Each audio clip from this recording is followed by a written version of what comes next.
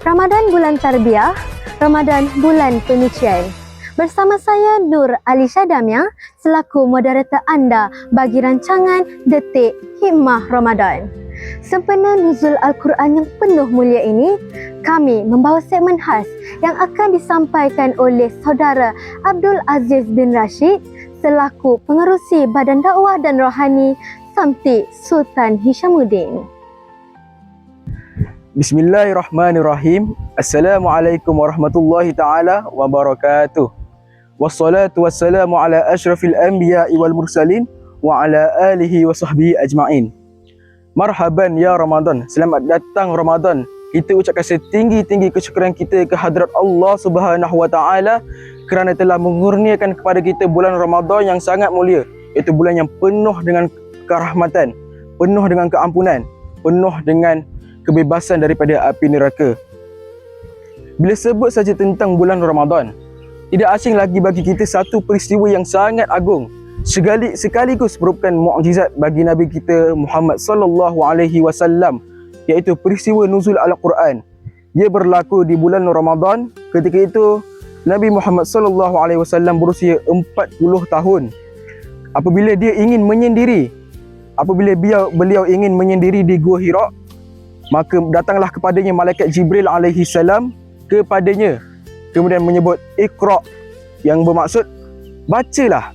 Kemudian jawab Nabi, aku tidak tahu membaca.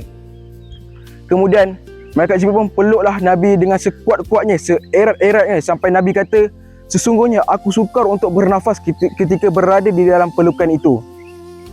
Okey, baiklah. Dan perkara ini berlaku sebanyak 3 kali. Dan apabila sampai kali yang ketiga,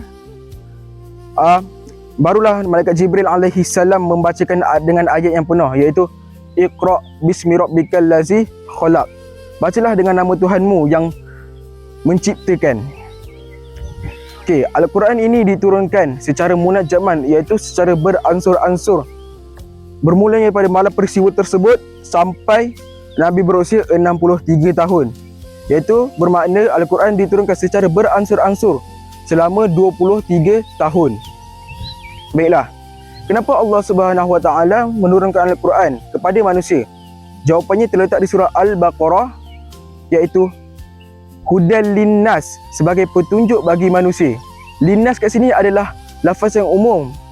Petunjuk bukan saja untuk orang Islam, akan tetapi petunjuk juga terbuka luas untuk orang-orang yang bukan Islam. Kemudian Allah sambung lagi, wa bayyinatin minal huda wal furqan, iaitu bermaksud penjelasan tentang petunjuk-petunjuk yang Allah bagi dan penjelasan tentang mana yang benar, mana yang salah, mana yang hak, mana yang batil. Kat dunia ada perkara yang kita boleh buat dan ada perkara yang kita tidak boleh buat. Ada perkara yang kalau kita buat, kita dapat pahala. Ada perkara yang kalau kita buat, dapat dosa.